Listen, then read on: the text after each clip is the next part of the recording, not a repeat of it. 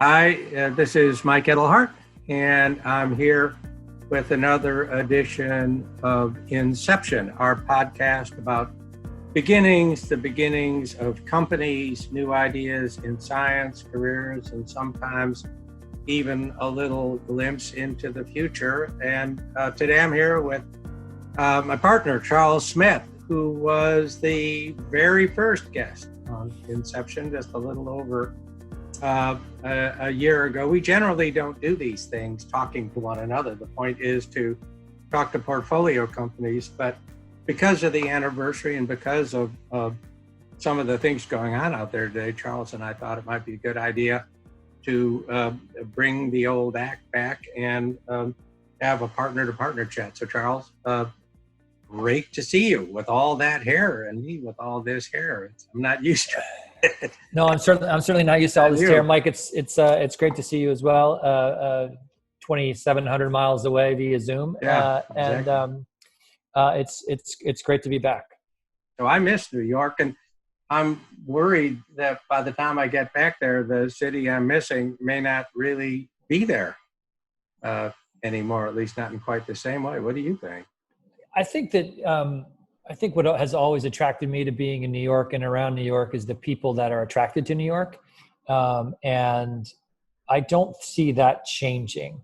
I think that there will certainly be shifts. I think that people who think that density is going to go away, I feel like when COVID is over, everybody is going to want to go back to being as close to each other as they possibly can. And all of these things are going to cause shifts. But I think that America is truly a land of supply and demand. And if where prices go down here, they go up somewhere else. And so I think that a lot of New York will certainly change significantly. But I think the types of people that you want to be around are going to still be coming to New York. Yeah, I'm sure New York will be different. I can just kind of sense it from afar. And San Francisco is going to be a little different too. I think San Francisco may get back some of its funky charm after this, some of the intensity of outside interest, and folks that were geographically drawn to San Francisco without being culturally drawn to San Francisco may change. For me, I'm looking at the real estate prices in New York, and I have to admit, going, you go, kid, because haven't seen anything like it in recent history. San Francisco is interesting, right? Because I was looking at San Francisco, and it seems that it's because of its geographical limitations, it's has really priced itself out of a lot of things, and maybe that changes. And I think that one of the things that we're really interested in right now is how does COVID impact the future of work? How do companies that we're dealing with change that, and how does that change the geography of cities? As you see with many major changes, I think you're going to see a true unleashing of creativity, and because someone is going to figure out, oh, if I take this old office building and redo it like this, that's where everybody's going to be. Everybody's going to want to be there. Yeah, well, we talked about this as a team the other day, that space is going to be likely redefined by COVID. Personal space, inner space, and public space. We're already seeing it.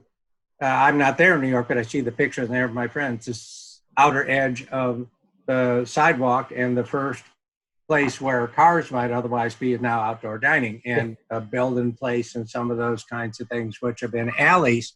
There's a big thing in San Francisco to put restaurants and all on alleys. Well, we've also, as a fund, been talking a lot, really, ruminating about, agonizing over all of the social tumult here in the U.S. and the question of fairness and support and access for all possible entrepreneurs and all possible people in sort of all possible areas to, full expression of rights, capabilities, and the pursuit of happiness and all that. And that's part of what we wanted to talk, I think, about today, because, as we've said to one another, and we said in some of our meetings with CEOs, there are just so many ways right now to get it wrong, wrong-footed, almost everything we do or we don't do. could be construed in one way or another as being false, insincere, uh, inappropriate. Uh, uh, so, what do you think about all this? And not politically speaking, but from Yeah. the point of view of a fund. I mean, we're a little fund. We do what we do. How can we respond to all this in an appropriate fashion? I think there are. I think there's a number of ways to look at it. I think that the amount of people who truly care about what we're going to say on the matter as a fund, a broad proclamation, is very small. I think that the impact that we can make as venture capitalists, whether it's our fund or other funds, on distributing what we do to a wider audience can be significant. Mm. And I think that's where we should focus our time. And I think that, I believe in venture capital as a way to spread wealth and to create jobs. And I've seen it in my own career, and I've seen it as whether as a founder at a company, or also as a venture capitalist. And so, what is our responsibility? And our responsibility is to our investors, right? Mm. We have to make as much money as possible for our investors. They are our bosses. That's the commitment we made to them. And once we understand that, then studying how to do that in the system of America that exists. And the thing is we're not just American, right? We're global, right? Exactly. So it's not just thinking about America, but it's thinking about venture capital and social starts and Joyance globally. And so that there's not an easy answer to that. But I think we can look long and hard about how we get more access to people that have been disadvantaged across the globe. And that group of people may be different depending on the country we're talking about. But certainly in the United States, it's people of color. There were a population that was enslaved. And so, how do we create more access to that? And in so doing, how do we make more money for our investors? Right. And more jobs and more, all of that Yes. that comes with it. And I think I agree with what you said with a few kind of alterations and emendations. One is I'm a big believer in venture capital too. That being said, I think we should acknowledge, or at least I feel, that venture capital is a very specific and limited and perhaps not ideal way for companies to get started. In fact, most companies don't get started with venture capital. They get started with family money, personal money. They get started by selling things on the street and keeping one more dollar than you spent today, and you accumulate that good old-fashioned sweat equity, shoe leather, courage, and guts ways of getting companies started. And we have this peculiar way of getting certain kinds of companies started that is dependent on us satisfying our investors so they give us the money so that we can do it. But I think I'm always trying to think of how can we do this better? How can we do this new way? We're not like most venture capital funds already. And that may actually be the heart of the matter for us here. So I think there are populations out there that for one reason or another may not be as present in the venture capital world as possible, and may not be as understood in the venture capital world as possible, and recognized and supported. And I think we have to look at all of those things. Our fund is committed to backing the best companies in the world, in the best segments in the world, right at the beginning. And I think we are meritocratic and blind when it comes to that. So we have Black founders. We have lots of women founders, Asian founders, mixed founders, mongrel founders, all kinds of different founders. And we're looking for great founders. We're looking for great founders. And the same thing is true with our team. Our team is sort of wildly diverse, not because we're trying to pick and choose certain kinds of people, but we're looking for great people. And one look for greatness across the human population and wind up with diverse, because talent and everything else doesn't just wind up in one population or another. I think the big thing for us, and we've talked about this a bunch, is the question of do we know we're finding all of the entrepreneurs with potential? So our fund is obsessed with finding all of the entrepreneurs with potential.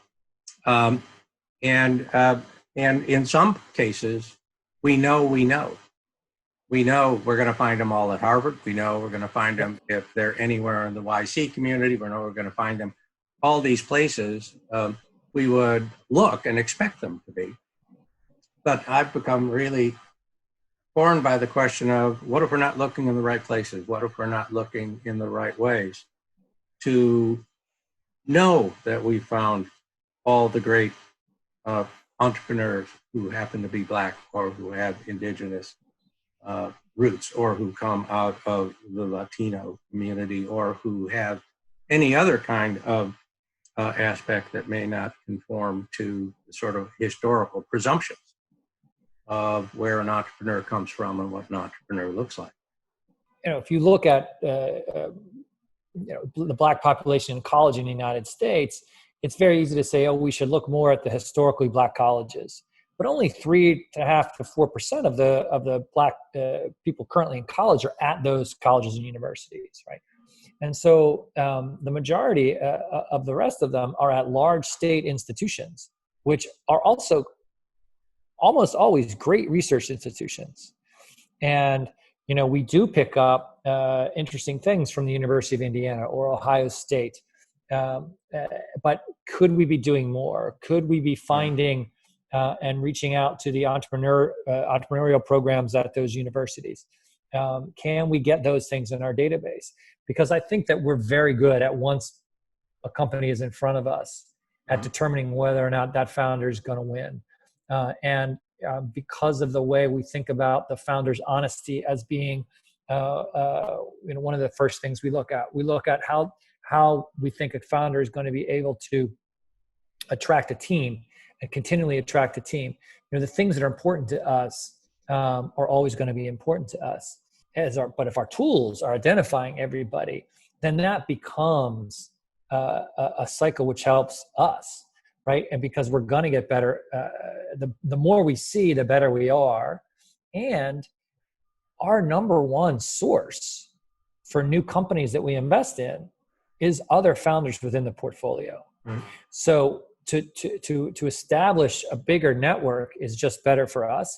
And allowing that network, as it already does, to feed into us is something that we should be looking long and hard at. Mm-hmm. And if we're identifying enough Black founders, if we're identifying enough indigenous founders, and I don't know that there is actually enough, but the more of those that we identify, the more that we're going to invest in because of the way we work as a team. Right.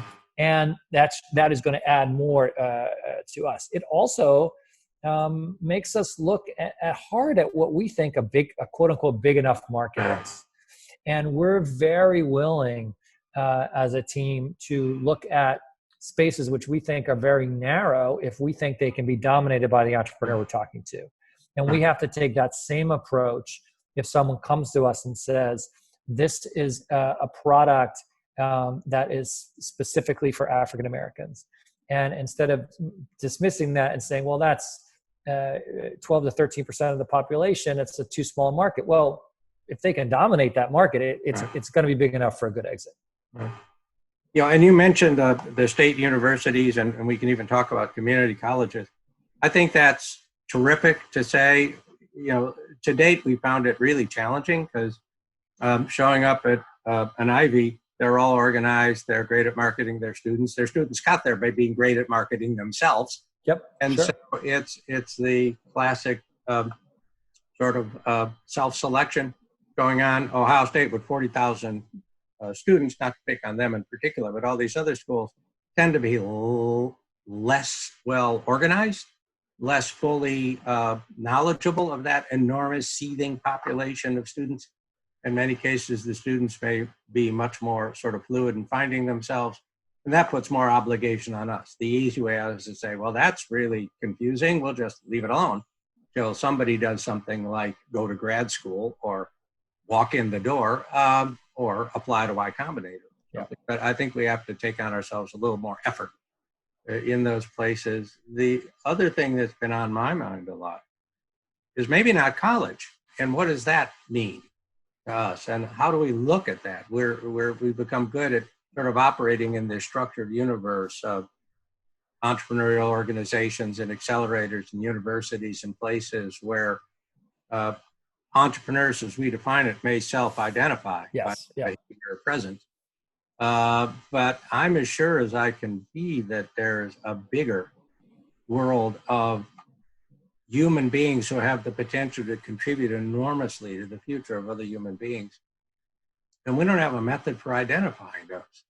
So I think where, we've come down, and at least where I'm coming down, I'd love to hear your thoughts, is that we should really rededicate ourselves or maximally dedicate ourselves to finding here, to addressing that question, not just on our behalf, but on the behalf of the broader community. Where are the entrepreneurs? Yes, and I that's my hope, that the fund is able to take that on and make progress there. I also think that our responsibility to the people that we talk to that are founding companies and being honest to them about why we're saying no, if we say no, and honest to them about why we're saying yes if we say yes. I think that continues to be our responsibility, and even more so to underserved communities here, because the understanding of what it means to build a company. If you're coming from a non-traditional entrepreneur, and we're taking the responsibility of finding those people, I think we also have to take the responsibility of saying, this is what we look for, and this is how this is how we're going to invest in you, and that's that. I think that's part and parcel of the responsibility of taking on a wider scope, and I'm hopeful we can do that as well. I sure hope so. I'm sure committed to trying. So we're going to open up our lenses here for not just the rest of this year, but starting now going forward, to do what we've done as a fund in other areas, which is find every single entrepreneur in the areas we care about. And if we can identify some areas that we don't care about that appear to have the right characteristics for success as we define it, to open it up there and meet them all.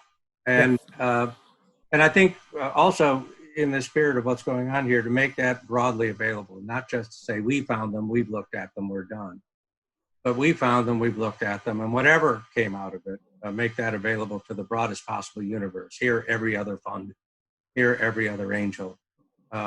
Here is all we know about entrepreneurs of this sort. And if you want to meet any of them, go ahead. Want to do something with them? Go ahead. Yeah, no, I couldn't agree more. I think the ways to think about success and driving different ways of success, that gets very interesting too. So I'm certainly personally committed to doing this, and I'm personally committed to taking the responsibility on myself to learn more about these issues, understand the fundamental differences, and the more we can also encourage that amongst the people within our firm, we're going to be better off as a firm, as a fund also. So I think that's important to acknowledge as well. Yep, and we don't usually do that. I agree, and we don't usually do this here. But anybody listening to this, if you have any thoughts on these topics or the ideas we're bringing up here, share them. If you know somebody you think might have an interest, share this with them, and we'd love to hear their thoughts. If you know an entrepreneur from outside the sort of mainstream populations you think may not be getting a fair hearing, bring them in here. Yeah, we promise to be open and give a listen and provide honest feedback. And we'll be back to report on this going forward. So this is a year. I think we probably got to do this again in 6 months, huh? I'm willing. Yeah, and before the end of the year, so that we can say to folks, well, we talked to you in the summer when we're all under lockdown, and here's what we actually have done about it since. So let's do all we can to keep ourselves honest on this. Yep. I'm committed. Same here.